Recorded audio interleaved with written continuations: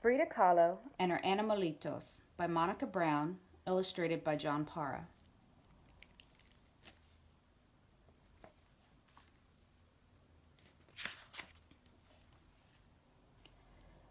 This is the story of a little girl named Frida who grew up to be one of the most famous painters of all time.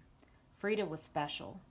This is also the story of 2 monkeys, a parrot, 3 dogs, 2 turkeys, an eagle, a black cat, and a fawn. They were Frida's pets, and they were special too.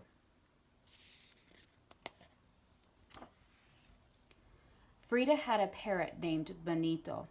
Like her parrot, Frida was colorful. She liked to wear bold shades that celebrated indigenous Mexico and her own heritage. She lived in a house the color of a parrot's bright blue feather, La Casa Azul, where she grew up with her mom, dad, and sisters.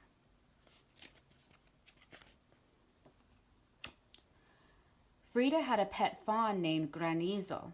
Like her fawn, Frida had watchful, beautiful eyes. When Frida closed her eyes, she remembered her life as a little girl. Frida was always with her father, a photographer, who taught her to look at the world through curious eyes. Frida and her father would walk to the park to collect bugs to look at under a microscope. Frida's father also taught her how to paint finishing touches on his photographs. Frida loved the small brushes and the beautiful colors.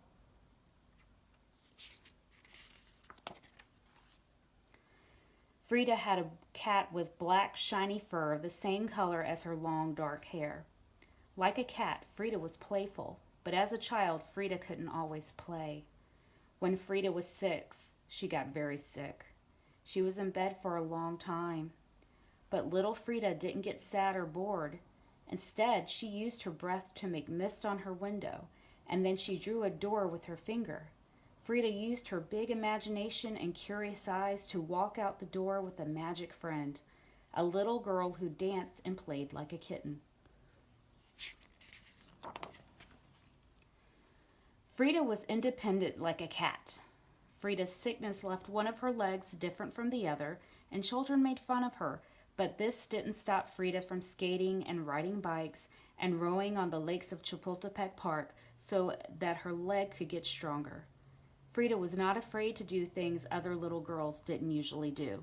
She wore overalls and boxed and wrestled. Frida had 2 spider monkeys, Fulong Chang and Camita del Guayubal. Like her monkeys, Frida could be mischievous even when she was a teenager. When Frida was 15, she went to a school called the Preparatoria and found a group of friends she loved. Like Frida, her friends were curious to learn all they could. Together, they read and studied and argued and sometimes got in trouble. Wearing matching caps, they rode donkeys through the halls of the Preparatoria and set off firecrackers. Frida had an eagle named Gertrudis. Like her eagle, Frida's imagination could fly high. When Frida was 18, she was in a terrible accident, and once again she had to be in bed for many months. This time, Frida didn't create a magic friend. She created art. Frida's mother made her a special easel and hung a mirror over her canopy bed so Frida could paint. Frida used her imagination and curious eyes to do just that. "Feet, what do I need you for when I have wings to fly?" And if those weren't enough pets, Frida had 2 turkeys and 3 dogs, Senor Xolot, Senorita Capulina, and Senora Costi. Frida's turkeys were intelligent and sensitive just like herself, and like Frida, her dogs were warm and loving. When she was lonely or sad, she would wrap her arms around them and they would comfort her. Her Xolo dogs were the same breed that ran and hunted with the Aztecs thousands of years ago, and a reflection of Frida's heritage of which she was very proud. Frida's dogs had no hair, but their bodies were warm, and Frida gave them great big hugs whenever she felt lonely or sad. Frida's animalitos were spirited and entertaining just like Frida. When her two spider monkeys were being good, Frida would hold them like babies.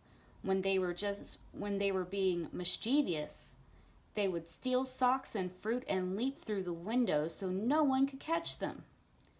Her parrot named Benito liked to snuggle under the covers while Frida took naps and would do tricks at the dinner table for pats of butter. Frida's animalitos played all day in the courtyard at La Casa Azul, the bright blue house on Londres Street. Her husband, Diego Rivera, even made the animals a pyramid to climb on so that her pets could roam freely. When Frida painted, her pets would keep her company. And Frida painted all the time while the birds sang, the dogs barked, and the turkeys danced in the garden. Frida's animals were her children, her friends, and her inspiration. Frida painted when she was sick and hurting, and Frida painted when she was happy. She also painted when Diego was gone and she was sad. But Frida was never really alone at La Casa Azul, the bright blue house on Londres Street. She and her animalitos and herself, and painted both. Frida painted herself with Fulong Chang playing with ribbons. She painted herself with Benito the parrot and Senor Cholot the dog. She painted her black cat too, peeking over her shoulder. Frida painted herself with all the pets she loved so much, and even butterflies and caterpillars. Her paintings were magic.